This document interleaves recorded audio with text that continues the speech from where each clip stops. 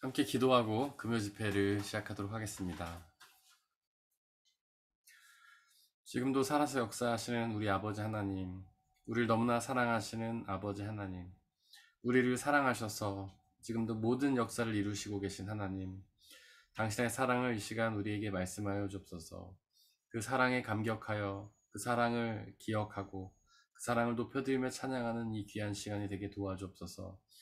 험한 세상을 살아가면서 세상에 귀를 기울이고 세상에 집중하며 살아왔지만 하나님, 이 시간만큼 오직 주님을 바라보고 주님을 기억하며 주님을 예배하기 원하오니 성령 하나님 역사해 주셔서 하나님과 우리 사이에 우리 둘만의 깊은 교제의 시간이 되게 역사해 주옵소서. 감사드리며 우리 주 예수 그리스도의 이름으로 기도드렸습니다. 아멘. 모든 능력과 권세 찬양하겠습니다.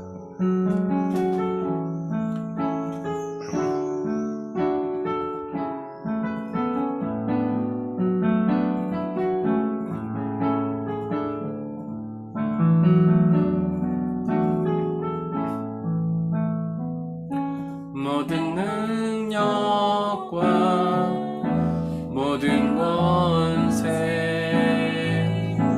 모든 것 위에 뛰어나신 주님, 세상이 측량할 수 없는 지혜로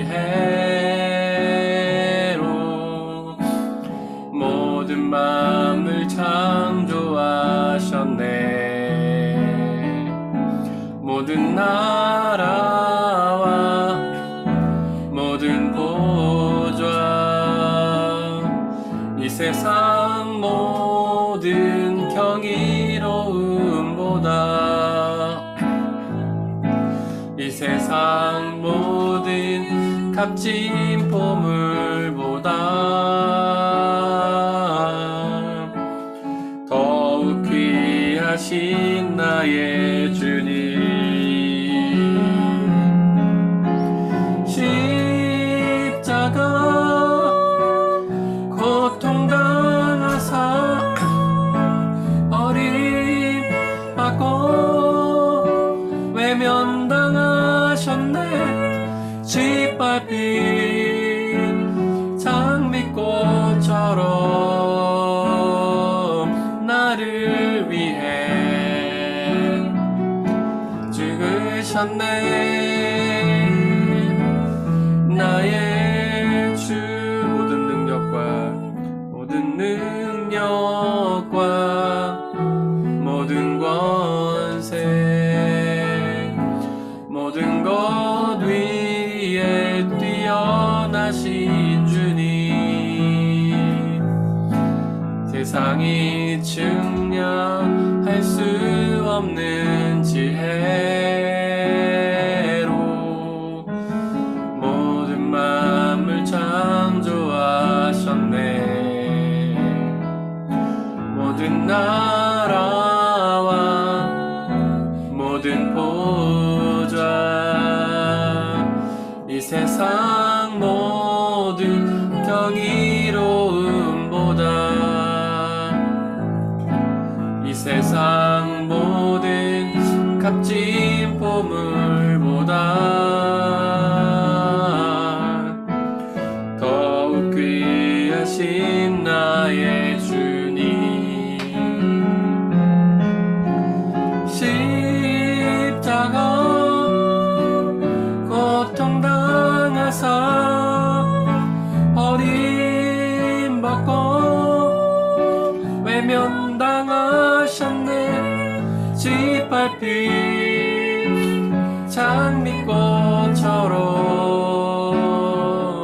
나를 위해 죽으셨네. 나의 주, 모든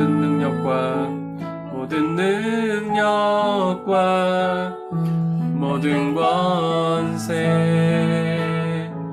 모든 것 위에 뛰어나신 주님,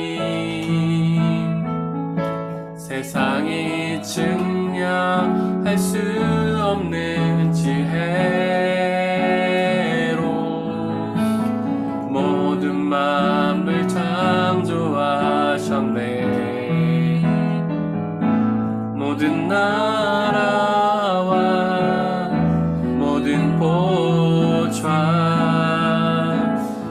세상 모든 경이로움보다 이 세상 모든 값진 보물보다 더욱 귀하신 나의 주님 십자가 고통당하사 버림받고 외면당하셨네 짓밟힌 장미꽃처럼 나를 위해 죽으셨네 나의 주 십자가 고통당하사 십자가 고통당하사 버림받고 외면당하셨네 짓밟힌 장미꽃처럼 나를 위해 죽으셨네 나의 주 우리의 죄를 사하기 위하여 십자가를 지신 그 예수님을 기억하길 원합니다. 예수님은 우리의 죄를 사하시기 위해서 그 모진 고통을 당하셨습니다. 그 이유는 우리를 사랑하셨기 때문입니다. 우리를 사랑하셔서 온 우주 만물을 창조하신 하나님께서 우리를 사랑하셔서 이 땅 가운데 내려오셔서 우리의 죄를 지고 죽으셔서 우리의 모든 죄를 용서하시는 것입니다. 그 십자가의 사랑을 기억하길 원합니다. 그 십자가의 사랑에 감격하길 원합니다. 그리고 그 십자가는 연약하고 부족하고 무능력하고 추락한 것이지만 아버지 하나님 우리가 그 십자가를 바라보므로 십자가에 달리신 예수 그리스도를 기억함으로 그렇게 낮고 천한 모습을 이루신 그 구원의 은혜를 기억하고 감사하며 주님의 사랑에 감격하며 살아간 우리가 되게 하나님 이 시간 함께 기도하며 나아가길 원합니다. 아버지 하나님 이 시간 십자가를 기억하며 나아가길 원합니다. 십자가에 신 예수님께서 우리를 사랑하셔서 우리의 죄를 사하신 것처럼 우리도 그 죄를 기억하며 아버지와 용서하며 사함받으며 나아가길 원합니다. 주여 예수 그리스도께서 우리를 사랑하셔서 우리의 모든 죄를 지시기 위해 이 땅 가운데 오셔서 그 험한 십자가를 지시고 죽으셨던 것처럼 하나님 그 사랑을 기억하고 감사하며 아버지와 그 사랑을 날마다 매일의 삶 속에 기억하며 우리의 모든 죄를 용서하시는 그 예수 그리스도를 바라보며 나아가길 원합니다. 우리는 이 험한 세상을 바라보며 세상에 흠뻑 빠져서 세상만을 우리가 묵상하며 세상에만 집중하며 살아갈 때가 얼마나 많습니까? 그러나 매일의 삶 속에서 우리를 위해 하나님 죽으셨던 그 예수 그리스도의 사랑을 기억하며 매일의 삶 속에서 주님의 사랑을 예배하고 찬양하며 살아가는 우리가 될 수 있도록 아버지 하나님 역사하여 주시옵소서. 주님 세상의 가치들이 우리를 유혹하지만 항상 험악하고 연약하고 부족한 모습으로 보내신 그 예수 그리스도를 바라보게 하시고 우리는 날마다 능력 있는 모습, 화려한 모습, 멋진 모습만을 추구하지만 그렇게 연약하고 추악한 모습으로 구원을 이루신 예수 그리스도를 기억하며 우리도 그렇게 낮고 천한 모습으로 부족하고 연약한 모습으로 나가길 원하오니 아버지 하나님 역사하여 주시고 은혜를 주셔서 우리가 늘 겸손히 하나님을 찬양하는 우리가 되게 하시고 성령으로 함께 해주셔서 우리가 매일의 삶 속에서 예수를 기억하는 아버지여 그런 주님께 흠뻑 빠지는 삶을 살아갈 수 있도록 아버지 하나님 역사해 주옵소서. 성령 하나님 간절히 기도하오니 이 시간 오직 주님만을 의지하며 원합니다.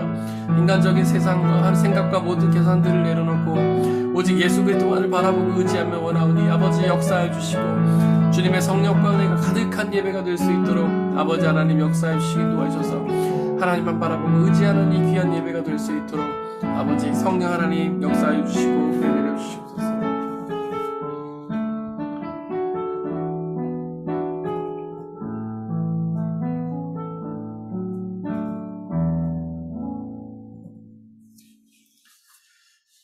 슬픈 마음 있는 사람 함께 찬양하겠습니다.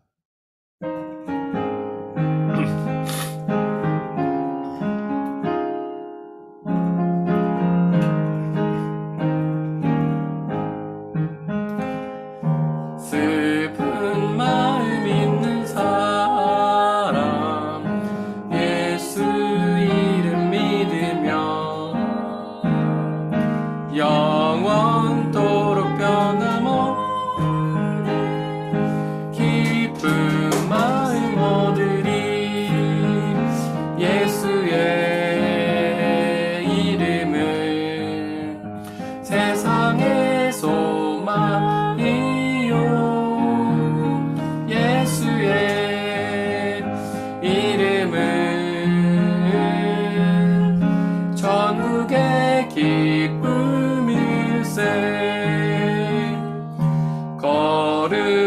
위하신 주의 이름 너의 방패 삼으라. 환난 시험 당할 때에 주께 기도드려라. 예수의 이름은 세상의 소망이요. 예수의 이름은 전국의 기쁨일세. 존귀하신 주의 이름 우리 기쁨 되도다. 주의 품에 안길 때에 기뻐 찬송 부르리. 예수의 이름은 세상의 소망이요. 예수의 이름은 전국의 기쁨일세. 우리 갈 길 다간 후에 보좌 앞에 나가 왕의 왕께 경배하며 멸류관을 드리리.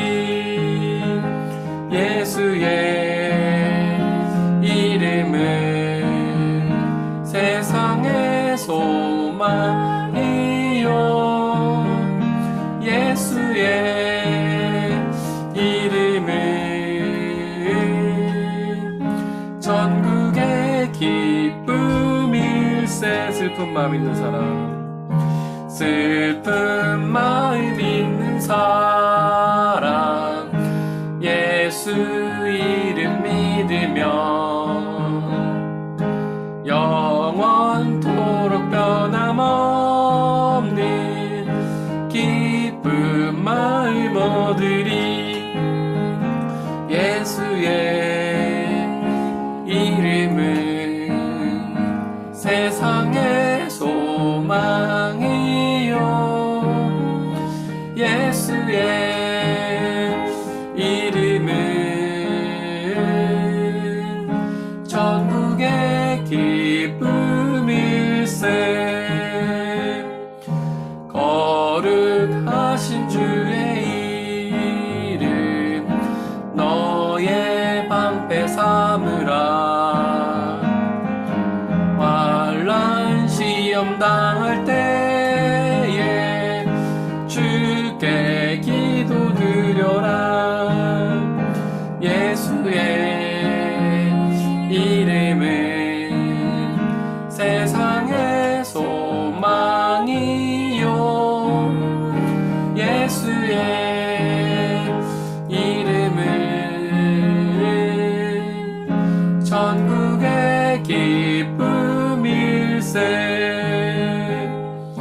존귀하신 주의 이름 우리 기쁨 되도다. 주의 품에 안길 때에 기뻐 찬송 부르리. 예수의 이름은 세상의 소망이요. 예수의 이름은 전국의 기쁨일세.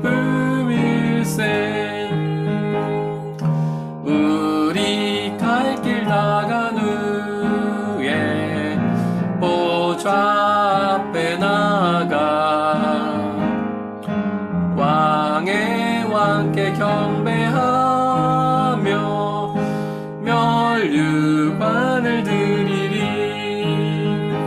예수의 이름은 세상의 소망이요. 예수의 이름은 천국의 기쁨일세.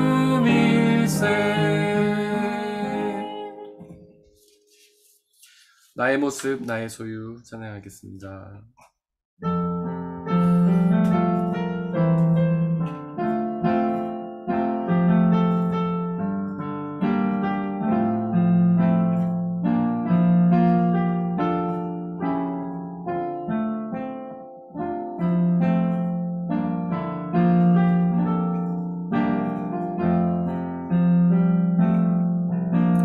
나의 모습 나의 소유 주님 앞에 모두 드립니다. 모든 아픔 모든 기쁨 내 모든 눈물 받아주소서.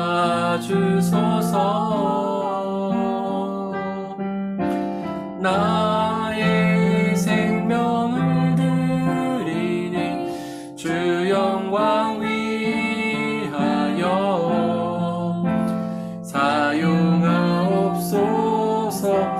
내가 사는 날 동안에 주를 찬양하며 기쁨의 제물 되리.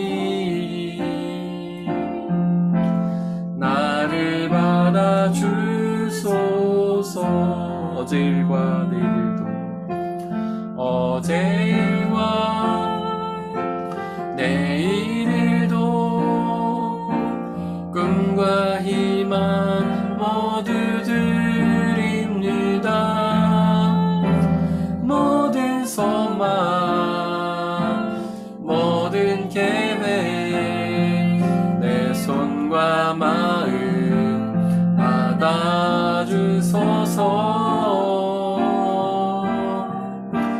나의 생명을 드리니 주 영광 위하여 사용하옵소서. 내가 사는 날 동안에 주를 찬양하며 기쁨의 제물 되리. 나를 받아주소서.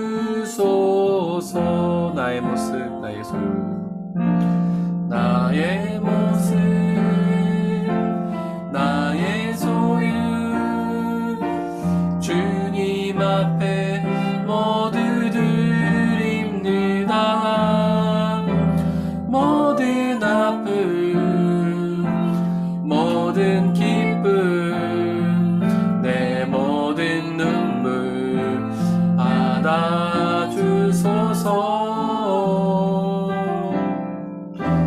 나의 생명을 드리니 주 영광 위하여 사용하옵소서. 내가 사는 날 동안에 주를 찬양하며 기쁨의 제물 되리. 나를 받아주소서. 어제 일과 내일도 어제 일과 내일도 꿈과 희망 모두 드립니다. 모든 소망 모든 계획 내 손과 마음 받아주소서.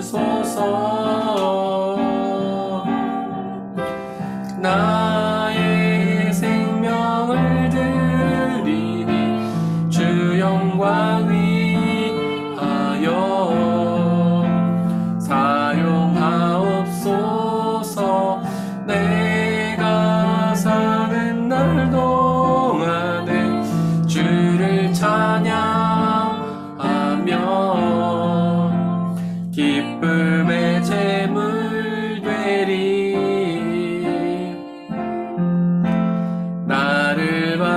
받아주소.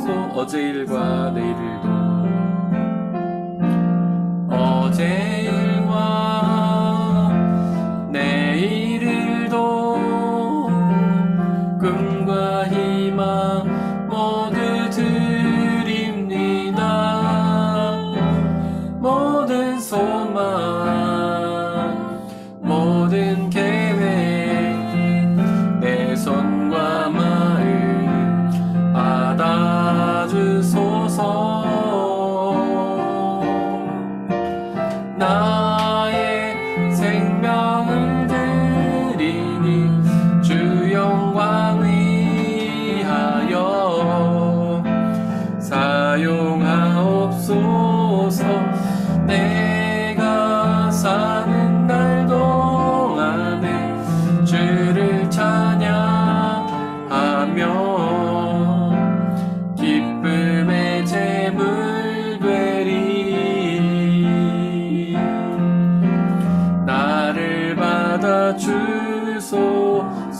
나의 생명을 드리니, 나의 생명을 드리니 주 영광 위하여 사용하옵소서. 내가 사는 날 동안에 주를 찬양하며 기쁨의 제물 되리. 나를 받아주소. 우리 가진 이 모든 것들을, 우리 가진 이 모든 것들을 다 주께서 우리에게 주시었네. 몸밖에 드릴 것이 없으니 내 삶을 받아 주소서. 나의 생명을 드리니, 나의 생명을 드리니 주 영광 위하여 사용하옵소서. 내가 사는 날 동안에 주를 찬양하며 기쁨의 제물 되리. 나를 받아주소서.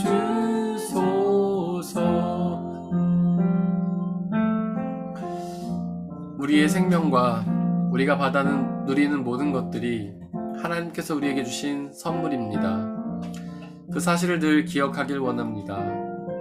우리는 종종 나의 삶이 내 것이라 착각하고, 내가 받아 누리는 것들이 나의 것이라 착각하고, 그것을 우리에게 허락하여 주신 하나님의 은혜를 망각하며 나중심적으로 교만하게 살아갑니다. 하지만 그 모든 것들은 하나님께서 창조하셔서 우리를 위해 허락하여 주시고 우리를 위하여 섭리하여 주시는 전적인 하나님의 은혜입니다. 그 은혜를 기억하며 살길 원합니다. 그 은혜를 기억하며 이 삶을 나 중심적으로 살아가는 것이 아니라 하나님 중심적으로 살아가길 원합니다. 주님께서 나의 허락하여 주신 그 모든 것들을 나를 위해서만 누리는 삶이 아니라 주님을 위하여, 주님의 나라와 영광을 위하여 쓰이는 삶이 되기를 원합니다.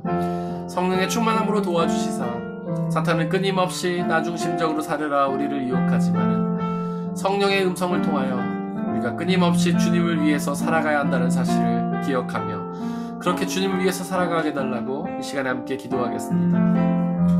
아버지 하나님, 우리의 생명이 주님의 은혜임을 기억하게 하소서.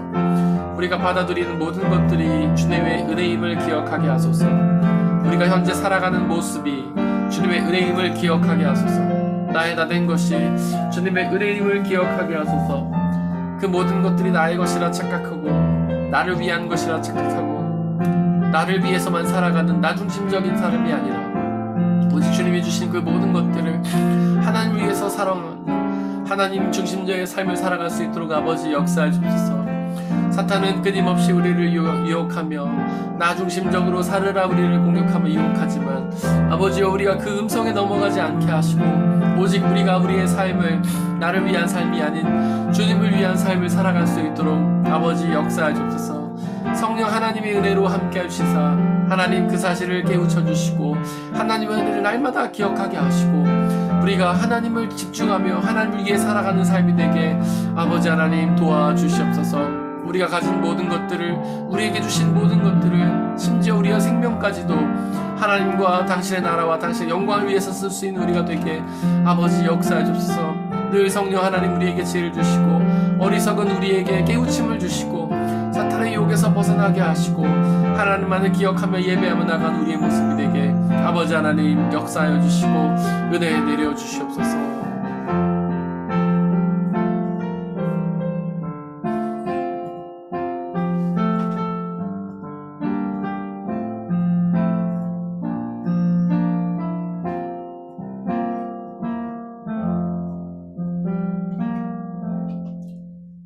언제나 항상 주님의 은혜를 기억하길 원합니다. 우리를 사랑하셔서 우리를 창조하시고 우리에게 생명 주시고 우리를 위해서 온 우주를 운용하시는 그 하나님의 사랑과 은혜를 기억하길 원합니다.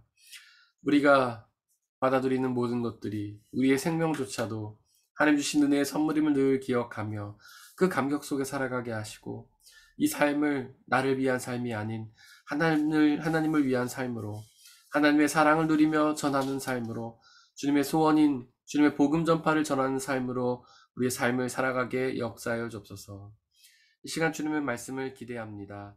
이 부족한 종의 입술을 통하여 하나님의 말씀이 은혜롭게 온전히 전파되게 하시고 이 말씀을 통하여 우리의 삶이 주님께로 고정되고 주님을 위해 살아가는 복된 삶의 시간이 되게 역사하여 주시옵소서. 오직 하나님의 말씀만이 드러나며 말씀만이 장악하는 귀한 은혜의 시간 인도하여 주옵소서. 우리 주 예수 그리스도의 이름으로 기도드렸습니다. 아멘. 오늘은 욥기 42장 3절 이하의 말씀 나누도록 하겠습니다. 욥기 42장은 하나님의 말씀에 대한 욥의 대답을 담고 있죠. 욥이 자기 고난에 대해서 고난의 이유를 묻고 불평하니까 하나님이 직접 대답하시는 것이 아니라 이 온 우주 만물이 운용되는 섭리를 말씀하시죠.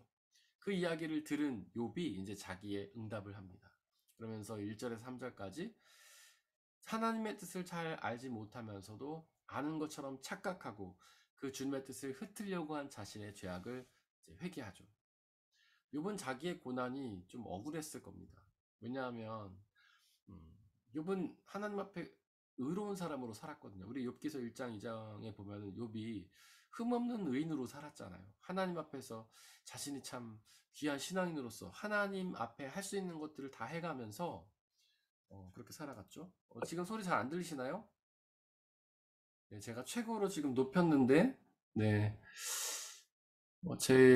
혹시 스피커 볼륨을 스피커 권사님 스피커 볼륨을 좀 높여보시기 바랍니다. 네, 마이크 쪽에는 제 세팅에는 문제가 없는 것 같아요. 네, 어쨌거나 그래서 욥이 하나님 앞에 온전하게 의인으로 살았죠. 그래서 자신이 하나의 팔도리를 다 했고 회개도 한 삶을 살았죠. 그러니까 이거는 교만이 아니라 확신이었던 거예요. 왜냐하면 예수님의 하나님의 약속에 대한 확신이죠. 하나님께서 너희가 죄를 지어도 어떤 희생제사를 통해서 너희 죄를 회개하면은 너희 죄를 용서해 주시겠다라는 약속하셨잖아요. 욥은 그 약속을 확신했던 거예요. 그리고 자기는 죄를 지었지만은 하나님 앞에 회개의 제사를 드렸거든요. 회개의 제사를 드리면 자신의 죄를 용서해 주신다는 하나님의 약속을 확신했던 거죠. 그게 욥의 믿음이었습니다. 그것이 우리의 복음을 믿는 우리의 믿음과도 똑같은 거예요. 하나님께서는 예수 그리스도를 믿으면 우리의 죄를 용서해 주신다고 약속을 하셨죠. 그렇기 때문에 우리가 죄를 지을 수 있죠. 우리 모든 인간은 죄인이기 때문에 충분히 죄를 지을 수 있습니다. 하지만 우리가 예수 그리스도를 믿고 그분 앞에 나와서 회개하면 우리의 죄는 깨끗이 씻어주시는 거예요. 아주 피처럼 붉더라도 양털처럼 깨끗하게 씻어주시는 게 바로 예수 그리스도의 은혜죠. 그게 하나님께서 우리에게 약속하신 겁니다. 우리는 그 약속을 100% 확신하면서 주님 앞에 나가야 돼요. 그것이 바로 믿음이라고 할 수 있어요. 욥은 그 믿음을 가지고 있었습니다. 그런데 주위의 친구들이 와서 막 자기를 비난하는 거예요. 야, 너가 지금 고난당하는 건 죄 때문이다. 근데 이제 뭐 같은 말도 여러 번 들리면 좀 이렇게 흔들리잖아요. 처음에 욥은 전혀 흔들리질 않았어요. 근데 뭐 나중에도 흔들리진 않았지만 그 얘기를 계속 들으니까 이제 자신의 그 고난의 이유가 궁금해진 거죠. 자신은 분명히 하나님 앞에 흠없는 인으로 살았어요. 근데 친구들은 너의 고난이 죄 때문이라고 말해요. 근데 자기는 늘 하나님 앞에 회개하는 삶을 살았거든요. 그러면 도대체 자기의 고난이 무엇 때문인가? 분명 하나님께는 뜻이 있죠. 하나님께서는 욥을 고난을 통해서 당신의 역사를 이루시려는 뜻이 있습니다. 하지만 어리석은 욥은 그것을 깨닫지 못합니다. 물론 욥이 완전 어리석은 건 아니었어요. 지혜로웠습니다. 하지만 하나님의 뜻을 다 깨닫기에는 어리석었다는 뜻이에요. 그래서 그는 자신의 고난의 이유를 하나님께 묻죠. 하나님, 제가 왜 고난을 당합니까? 제가 뭘 잘못했습니까? 그랬더니 하나님께서 이제 38장 이후에서 자연의 섭리를 보여주시면서 네가 고난의 이유를 알 필요 없다. 나는 너의 고난을 통해서 나의 뜻을 이루어간다라고 응답을 해주시는 겁니다. 바로 우리가 배워야 될 부분이 그것이에요. 우리는 살아가면서 고난을 당합니다. 예수님을 잘 믿지만은 여러 어려움을 당해요. 그때 뭐 주위 사람들은 아유, 예수님 잘 안 믿어서 그래. 주일 성수를 하지 않아서 그래. 뭐 헌금을 빼먹어서 그래. 봉사를 안 해서 그래. 라고 얘기할 수도 있겠죠. 사탄이 마음속에서 우리를 그렇게 요동칠 겁니다. 저도 목회하면서 참 많이 듣는 이야기가 그런 거예요. 뭐 이렇게 가정의 어려움이나 건강의 어려움이나 사업의 어려움 만나신 분들이 저한테 얘기하면서 이번에 어려움을 만났는데 제가 그동안 부족했나 봐요. 하나님 앞에 부족했나 봐요. 하나님 잘 예배하지도 않고 주일 성수하지도 않고 헌금도 안 하고 봉사도 안 해서 그런가 봐요. 이런 얘기 되게 많이 듣거든요. 바로 그런 생각을 갖게 되죠. 그러나 그렇지 않아요. 우리의 고난은 죄 때문이 아닙니다. 하나님의 뜻이 다 있는 거예요. 하나님이 그걸 말씀해 주시는 겁니다. 이 온 우주 만물의 섭리가 있듯이 하나님께서는 우리의 삶을 이끌어 가신다. 이 우주 만물에는 좋은 일도 있고 나쁜 일도 있듯이 우리의 삶에는 좋은 일도 나쁜 일도 있다. 이 삶에는 뭐 어려운 문제도 있고 평탄한 길도 있듯이 우리의 삶에는 뭐 질병 같은 것도 있겠지만 축복도 있다. 그런 얘기를 하시는 거예요. 그러면서 그 모든 것을 합력하셔서 당신의 뜻을 이루어 가신다. 그렇게 얘기를 하시는 것이죠. 근데 이제 38장 이후에서 하나님께서는 그걸 직접 말씀하시지 않아요. 그냥 자연의 섭리를 쭉 나열하십니다. 이 온 우주 만물을 창조한 것이 나다. 바다를 한 그릇으로 모으고 육지를 만든 것이 나다. 때가 되면 바람이 불고 때가 되면 비를 오게 하는 것이 나다. 때가 되면 우박을 내리는 게 나다. 그런 얘기만 하십니다. 그 얘기는 뭐인가요? 이 온 우주 만물, 이 거대한 우주를 한치의 오차도 없이 운용하신 하나님이 우리의 삶도 그렇게 운용하신다는 사실을 하나님은 말씀하신 거예요. 근데 욥은 지혜로워요. 그걸 듣고 딱 깨닫는 거죠. 하나님이 이 온 우주 만물을 운용하시는 것처럼 우리의 삶도 그렇게 운용해 가시는구나. 하나님께서 이 우주 만물들을 한치 오차도 운영하시는 것처럼 낮과 밤을 주시고 햇빛도 주시지만 비도 주시면서 건강도 주시면 평탄도 주시면서 자연 재해도 주시지만 뭐 풍년도 주시면서 이렇게 하나님께서 이 우주를 운영하시는 것처럼 우리의 삶도 그렇게 운영하시는구나 사실을 욥이 깨닫습니다. 그러면서 42절에서 그렇게 고백을 하는 거예요. 42장에서 잘 알지도 못하면서 감히 주님의 뜻을 흐려놓은 한 자가 바로 저입니다.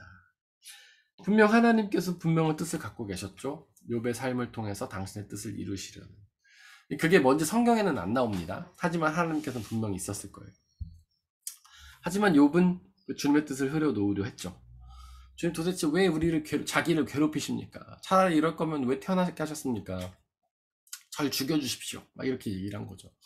하나님께서는 분명히 욥을 세상에 창조하시고 그의 삶을 통해서 수많은 당신의 일을 이뤄가시려고 했는데 욥은 그걸 깨닫지 못하니까 왜 저 같은 존재를 살려주셔서 저를 이렇게 힘들게 하십니까? 라고 하면서 주님의 뜻을 흐려놓으려고 했죠.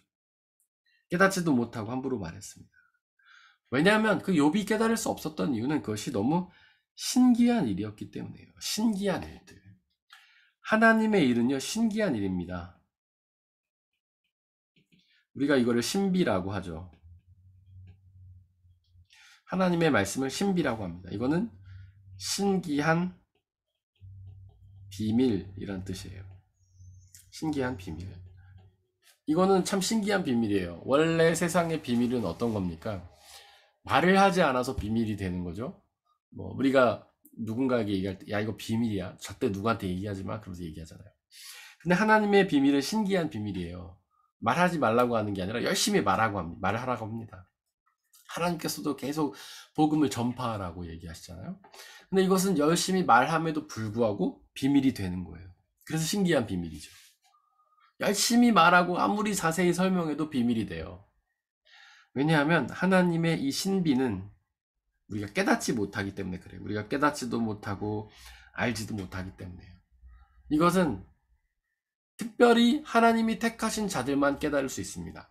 하나님의 말씀은 하나님께서 은혜 주시지 않는 사람에게는 비밀이고 하나님께서 은혜 주시는 사람에게는 그것이 깨달아지는 거예요. 복음의 비밀이라는 게 있죠. 근데 저도 성경 공부나 양육 같은 거 하면서 그런 고백을 종종 듣게 되는데 옛날에는 하나님 믿어지지 않았다는 거예요. 그래서 하나님과 상관이 없는 삶을 사셨다는 거죠. 하나님을 부인하는 삶을 사셨고 누가 전도하면은 아이고, 뭐 저런 얘기를 하나 말도 안 되는 얘기다 무슨 소설 같은 이야기 신화 같은 이야기를 하는구나 이렇게 생각했다는 거예요. 근데 어느 날 갑자기 그게 갑자기 믿어졌다는 거죠. 자기가 노력한 것도 아닙니다. 성경을 좀 읽고 이해해봐야지 한 것도 아니에요. 성경 공부에 열심히 참여한 것도 아니에요. 어느 날 우연히 뭐 교회 모임에 갔다가 혹은 누구를 만나서 복음을 들었는데 그게 갑자기 믿어진다는 거죠. 그리고 교회에 나가고 싶고 예수님을 만나고 싶게 된다는 거예요. 전에는 그게 비밀이었어요. 아무리 얘기해도 깨닫지도 못하고 이해하지도 못하고 알고 싶지도 않았어요. 근데 어느 날 갑자기 그게 깨달아지는 거예요.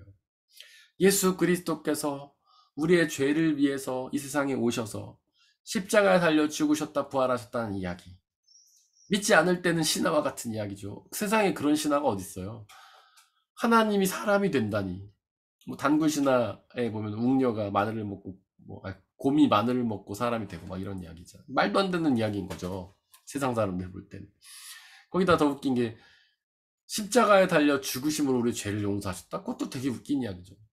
일단 세상 사람들은 우리가 죄인이라는 사실을 인정하지를 않잖아요. 자기가 뭐 죄인이에요. 자기는 사회적인 지위도 있고 명성도 있고 어느 정도 직업도 있고 돈도 벌고 사람들에게 존경도 받고 존중도 받고 살고 있는데 그리고 뭐 자기가 가진 지식으로 세상도 바꿀 수 있고 뭐 사람들의 삶도 나을 수 있고 의사 같은 경우는 자기가 가진 지식으로 사람들 병도 고치고 과학자들은 우리의 삶을 더 좋게 만들고 얼마나 훌륭한데 자기가 무슨 죄인이에요. 그런 얘기 콧방 들키는 거죠. 들으려고 하지도 않는 거예요. 좀 말도 안 되는 얘긴다라고 생각하는 거죠. 근데 거기서 더 나아가서 하나님의 아들이 이 땅에 와가지고 십자가 달려 죽으시면 우리의 죄를 사셨다는 그 얘기가 사람들이 믿어지겠습니까? 그냥 콧방귀 일으키는 거죠. 상식적으로 보면 믿는 게 더 이상한 거예요. 더 웃긴 거는 예수님이 부활하셔서 하늘나라 가셨어요. 우리도 예수님 믿으면 부활한대요. 영원히 산대요. 하나님 나라에서. 그 얼마나 신비로운 이야기예요. 상식적으로 보면 믿는 게 이상한 거죠. 근데 어느 날 갑자기 저와 여러분들은 그게 깨달아졌잖아요. 믿어졌잖아요. 가슴속 깊이. 부인할 수 없는 진실이 돼버렸잖아요. 그렇게 신앙과 같은 이야기, 그렇게 말도 안 되는 이야기가 우리는 믿어졌잖아요. 그 비밀이 우리에게 알려졌기 때문이죠. 방금 욥도 마찬가지예요. 하나님의 뜻을 알기 전에는 모든 게 말도 안 되는 이야기 같았죠. 그런데 그 순간 깨달아지고 믿어지게 된 거예요. 그래서 하나님의 비밀은 신비입니다. 우리가 복음을 전할 때 이런 거 많이 이제 경험하죠. 누군가에게 복음을 전하는데 그 사람은 멍한 거예요. 이 사람이 뭔 이야기를 하나, 말도 안 되는 이야기를 하는구나. 비밀이기 때문에 그렇습니다. 하지만 하나님께서 은혜를 주시면 그 비밀이 깨달아지는 거예요. 하나님의 말씀은 계시와 은폐의 변증법 속에 있다고 신학자들이 말해요. 계시와 은폐. 계시라는 말 많이 들어보셨죠? 우리가 요한계시록이라는 책도 있고 그 성경 말씀 보면은 하나님께서 이것은 누구의 계시다 이런 이야기를 이렇게 하기도 해요. 그 성경에 보면 계시란 말이 나옵니다. 계시란 말을 여러분들 어떻게 이해하십니까? 보통 사람들이 이해하는 계시는 미래에 대한 말이죠. 그래서 한때 그런 말 유행했잖아요. 노스트라다무스가 2000 몇십 년이 되면은 어떻게 될 거다라고 예언을 했다. 이런 얘기도 나오고. 그 다음에 이제 세상에 어려움이 올 때마다 어떤 점쟁이가 이거를 계시했다라는 이야기도 나오고. 코로나 한창 유행이었을 때 뭐 어떤 점쟁이가 코로나를 계시했다, 예언했다 이런 얘기도 하고. 계시나 예언은 미래에 대한 그런 비밀 같은 느낌인 거죠. 계시라는 말의 성경적인 의미는 뭐냐면요, 감춰진 것이 드러난다는 뜻이에요. 감추어진 것이 드러남. 독일어로 하면 오펜바룽이에요. 오펜바룽. 오픈 열어진다는 거거든요. 그러니까 닫혀진 게 열려 있는 거죠. 계시는 감춰진 게 드러나는 거예요. 하나님의 말씀은 계시예요. 왜냐하면 하나님께 있을 때는 그게 감춰져 있어요. 우리 하나님을 볼 수도 없고 알 수도 없잖아요. 그분이 말씀하신 걸 모두 이해할 수 없죠. 비로소 그분이 감춰진 것들을, 당신의 것들을 말해 주실 때만 그분에 대해서 알 수 있어요. 그래서 우리가 하나님의 말씀을 계시라고 하는 거예요. 예를 들면 여러분들이 저에 대해서 잘 모르시죠. 제가 음식을 뭘 좋아하는지, 취미는 뭘 하는지, 뭐 좋아하는 색깔은 무엇인지, 좋아하는 이상형은 어떤 건지, 그다음에 좋아하는 뭐 음식은 무엇인지 처음에는 모릅니다. 근데 제가 말을 하면은 이제 알게 되는 거예요.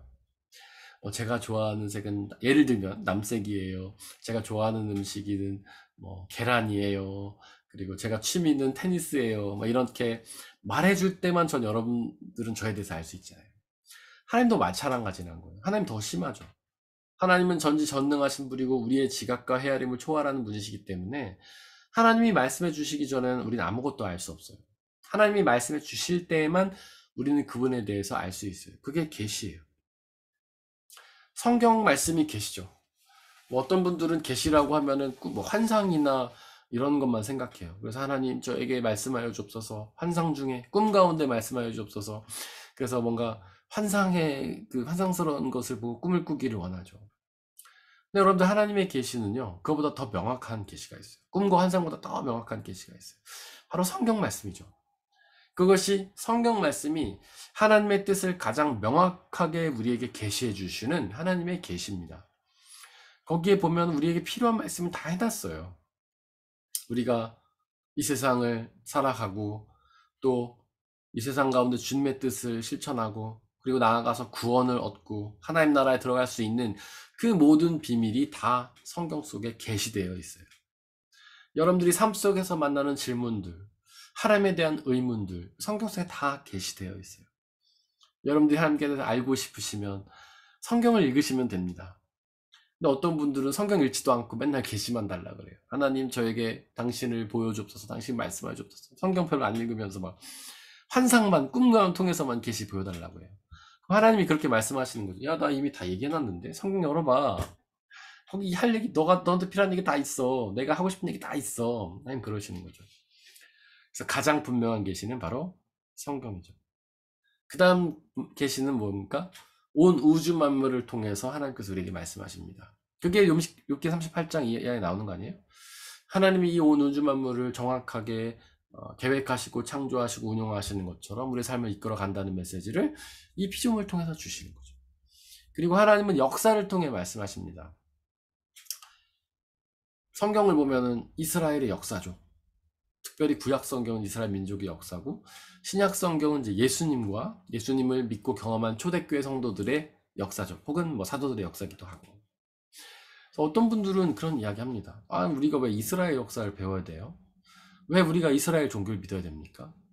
물론 그 안에 이스라엘의 역사가 담겨 있긴 하지만은 그것은 이스라엘만의 역사는 아니죠. 하나님께서 이스라엘 통해서 일하신 그 역사를 담고 있는 거예요. 하나님께서 이스라엘 통해서 드러내신 역사를 담고 있는 거죠. 그래서 우리는 성경에 나타난 그 역사적 사건들, 이스라엘을 인도하신 역사를 보면서 하나님의 뜻을 알 수 있죠. 물론 그게 성경을 통해서 알 수 있는 것과 비슷하긴 하지만 어쨌든 역사를 통해서 우리가 알 수 있습니다. 그래서 이스라엘 백성들이 이집트에서 고생하다가 광야의 생활을 하다가 출애굽해서 광야 생활하다가 가나안 땅에 들어가서 사는 그 역사를 통해서 예수 그리스도께서 이 땅에 오셔서 사람들을 만나셔서 또 뭐 예루살렘 성에 가시고 십자가 당하시고 부활하셔서 이루신 역사를 통해서 사도들이 복음을 전하면서 이룬 역사를 통해서 우리는 하나님을 경험하고 우리도 그렇게 살아야겠다 다짐하는 거죠. 그리고 성경의 역사뿐 아니라 여러분들 개인의 역사도 마찬가지입니다. 여러분들의 지난 날을 보십시오. 사도 바울이 고백하는 것처럼 우리도 그런 고백을 드리게 되잖아요. 나 된 것은 오직 주님의 은혜다. 불과 뭐 몇 년 전만 해도 여러분들이 이 자리에서 이렇게 있을 거라는 것을 여러분들 정확하게 예측하셨습니까? 저는 그렇지 않았어요. 저도 불과 몇 년 전만 해도 제가 2022년에 저기 다름슈타트 중앙교회에서 이렇게 사역하고 있을 거라고 상상을 못했어요. 비록 몇 년 전에도 제가 우리 교회에서 사역을 하고 있었지만은 몇 년 뒤에도 사역하고 있을 거다, 이거는 제가 확신할 수 없었죠. 그럼 모르는 일이잖아요. 어떻게 알겠어요? 근데 지금 이렇게 뒤돌아보면은 그게 다 주님의 은혜였다는 거예요. 저는 미래에 대해서 알지도 못하고 계획하지도 않았지만, 제가 옛날에 유학생활하면서 그럴 때 내가 2022년에 우리 교회에서 담임 목회를 쭉 해야지, 이런 계획을 세울 수가 있었겠습니까? 모든 게 불확실한 상황에서 전혀 없었죠. 하나님께서 역사해 오셨고 이끄셨기 때문에 제가 지금 오늘 이 자리에서 사역할 수 있는 거죠. 여러분들도 마찬가지일 거예요. 불과 몇 년 전만 해도 이 자리에서 이렇게 살고 있을 거라 생각한 분 누가 있겠습니까? 우리 한창민 집사님 같은 경우에는 독일에 오시자마자 맨날 저는 몇 년 안에 독일을 뜰 거예요, 뭐 다른 나라 갈 거예요, 이런 얘기 맨날 하셨는데 지금까지도 여기 살고 계시지 않습니까? 제 생각엔 앞으로도 쭉 사실 것 같은데, 우리의 삶은 아무도 예상할 수 없는 것이죠. 우리에 된 것은 하나님의 은혜다. 그런 역사를 보면서, 성경의 역사뿐만 아니라 우리의 역사를 보면서 우리의 삶을 이끌어 가시는 하나님의 계시를 우리는 경험하게 되는 거예요. 근데 그것은 계시면서 동시에 은폐예요. 은폐. 은폐는 감춰진다는 겁니다. 신비가 된다는 거예요. 감춰지고 신비가 된다. 신기하죠? 하나님은 감추시려는 의도가 없어요. 우리에게 모든 걸 다 드러내고 싶어 하세요. 그런데 그 말씀이 우리에게 전해지면, 계시되면 그것이 은폐가 됩니다. 다 은폐가 되는 건 아니지만 일부가 은폐가 돼요. 아까 저희가 얘기한 것처럼 우리가 예수님 믿기 전에는 하나님의 계시가 다 은폐였어요. 하나님이 세상을 창조하셨다는 것도 은폐, 이 땅에 오셔서 우리를 구원하신다는 것도 은폐였죠. 그러나 지금은 그 은폐가 다 드러났습니다. 우리는 이제 더 이상 그것을 신비로 여기지 않고 믿게 되었죠. 근데 아직도 여전히 은폐로 남아있는 게 있어요. 우리는 궁금하죠. 예수님이 오시는 날 그 모습이 어떨까? 죽음 이후에 우리가 주님 앞에서 심판을 받는다는데 그 모습은 어떤 것일까? 심판을 받고 나면 마태복음 25장에 나온 것처럼 양과 염소로 구분돼서 하나님 나라 들어갈 사람과 들어가지 않을 사람들로 갈린다는데, 그리고 들어갈 사람들은 하나님 나라에 들어간다는데 그 모습은 어떤 것인가? 지옥에 대해서는 우린 관심 가질 필요 없죠. 우린 갈 거 아니니까. 네, 우리는 하나님 나라에서만 관심 가지면 되겠죠. 근데 그것이 우리에게 은폐로 남아있어요. 요한계시록 보면 아주 은폐의 전형을 담고 있죠. 요한계시록은 우리가 성경 전체에서 유일하게 아직 이루어지지 않은 책이에요. 다른 것들은 다 성취가 되었죠. 하나님께서 아브라함에게 쓴 약속도 성취가 되었죠. 야, 너 나 믿으면은 내가 너의 하나님이 되고 너는 나의 자녀가 될 거야, 백성이 될 거야. 그래서 성취가 되었죠. 야곱에게도 하신 약속이 성취가 되었죠. 다윗에게 하신 약속 성취가 되었죠. 예수 그리스도 동안 구원 계획도 성취가 되었죠. 예수님이 이 땅에 오셔서 우리의 죄를 용서해 주시고 부활하고 승천하는 것까지 성취가 되었죠. 그 예수님이 올라가시면서 또 약속을 해주셨어요. 내가 너에게 성령을 보내주겠다. 그것도 성취가 되었죠. 성령이 우리 가운데 오셔서 계시지 않습니까? 그런데 아직 성경 속에서 유일하게 성취되지 않은 약속이 있는데 그게 요한계시록이에요. 요한계시록은, 물론 요한계시록을 당시 초대교회 상황으로 해석하시는 분도 있어요. 뭐 그것도 틀리지 않습니다. 초대교회 당시에 로마의 핍박을 너무 심하게 받으니까 하나님 나라를 전하면서 그들에게 위로를 주려고 한 책이다라는 해석도 있거든요. 그것도 맞아요. 하지만 요한계시록은 또 한편으로는 미래에 대한 책입니다. 하나님의 나라에 대한 책이에요.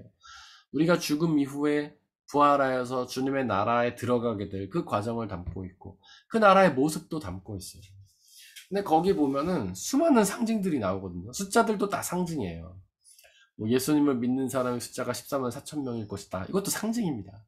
신천지는 그래서 14만 4천 명 모이면 다 자기들이 다 뭐 휴거를 받는다든가 뭐 구원한다든가 이렇게 주장하는데, 그거를 이렇게 문자적으로 해석하면 안 돼요. 다 상징이에요.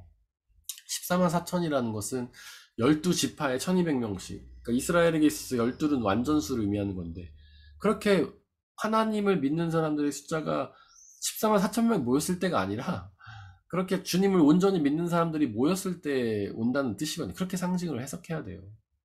그다음 요한계시록에 보면은 뭐 엄청 보석, 금은 보화, 하나님 나라가 금은 보화 같다, 이런 상징도 많이 나오잖아요. 그거를 그냥 그대로 해석하면 안 돼요. 이거는 신비로운 거라고 이야기를 해야 돼요. 생각을 해야 돼요. 그래서 그것들은 우리가 해석을 하지 않고 좀 놔둬야 돼요. 열린 면으로.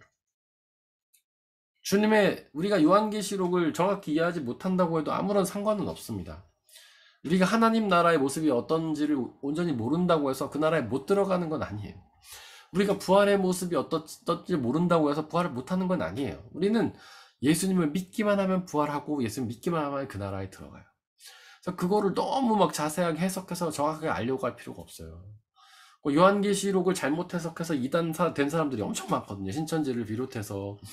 옛날에 그 다미선교회라고 해가지고 뭐 주님이 1994년인가 10월 27일 날 온다고 해가지고 그 나라를 온 그 뒤죽박죽을 만들었던 그 사람들, 그분들 뿐이 아니에요. 미국에도 엄청 많아요.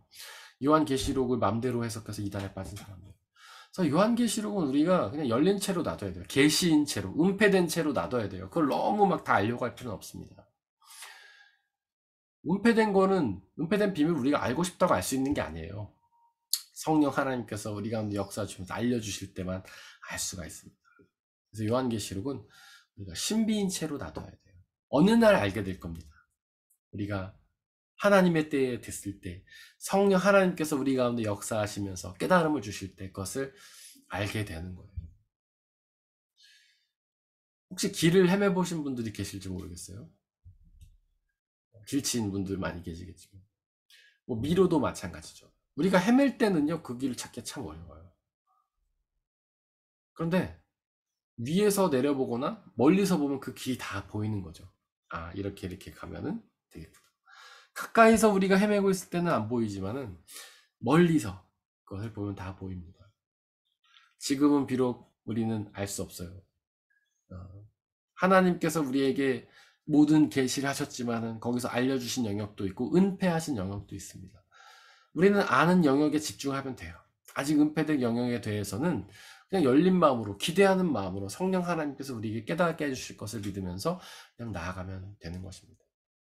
너무 알려고 하면 안 돼요. 욥은 자신의 삶에 그 고난의 이유를 알 수 없었어요. 왜냐하면 하나님께서 알려주시지 않았기 때문에.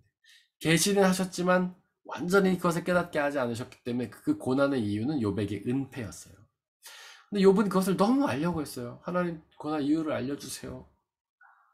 저를 왜 태어나서 고난 받게 하십니까? 그 불평이 과했어요. 그래서 하나님께서 좀 책망을 하시죠. 우리도 마찬가지예요. 하나님 앞에 모든 것을 알려고 할 필요는 없습니다.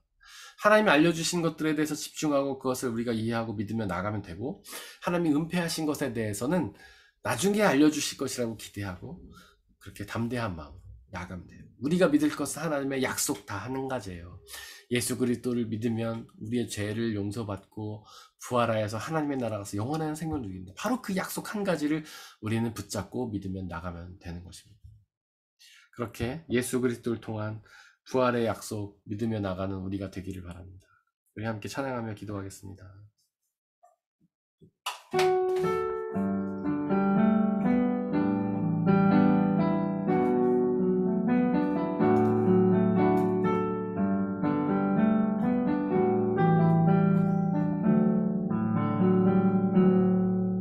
주님 말씀하시면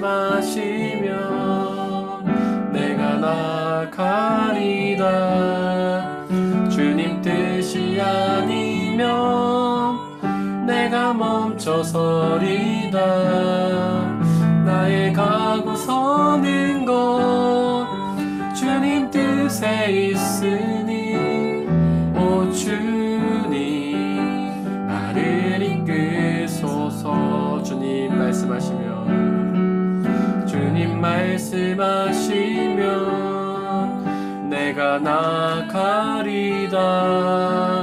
주님 뜻이 아니면 내가 멈춰서리다. 자극하고 서는 것 주님 뜻에 있으니 오 주님 나를 이끄소서. 뜻하신 그곳에 나 있기 원합니다. 이끄시는 대로 순종하며 살리니 연약한 영혼 통하여 일하소서. 주님 나라와 그 뜻을 위하여 뜻하신 그곳에 나 있기 원합니다. 이끄시는 대로 순종하며 살리니 연약한 내 영혼 통하여 일하소서. 주님 나라와 그 뜻을 위하여 오 주님 나를 이끌소서. 언제나 말씀하시는 하나님, 말씀을 통해서 자기의 뜻을 계시하시는 하나님, 그 하나님의 말씀과 계시를 기대하며 나아가기 원합니다.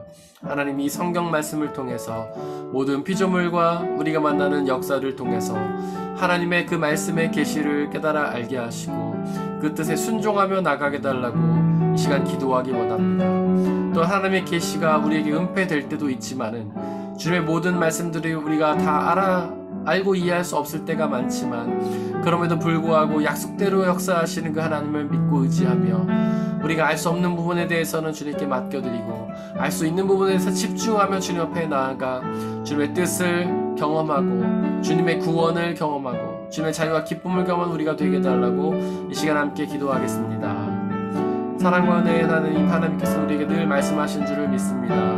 당신의 뜻을 우리에게 계시하신 줄을 믿습니다.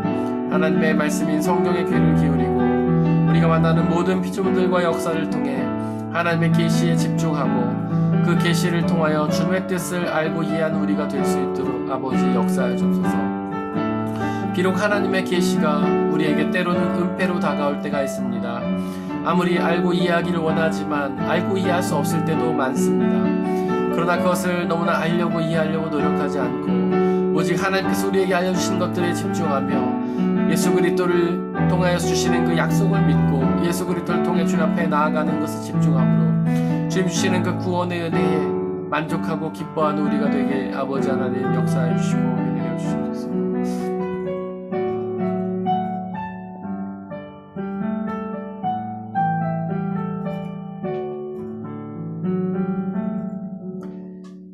말씀이시며 말씀으로 역사하시는 주님, 우리에게 말씀하여 주시옵소서.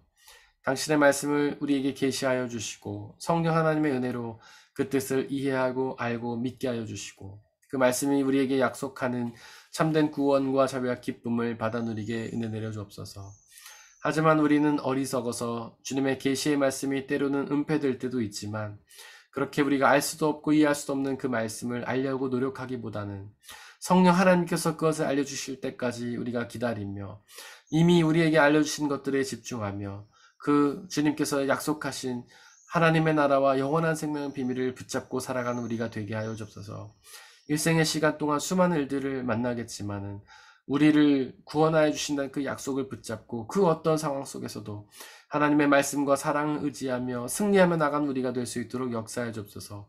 이제 세상으로 나아갈 텐데 성령 하나님 인도하여 주시고 늘 주님과 동행하며 주님 주신 은혜를 받아 누리는 우리의 삶이 되게 하나님 인도하여 주옵소서. 우리 주 예수 그리스도의 이름으로 기도드렸습니다. 아멘.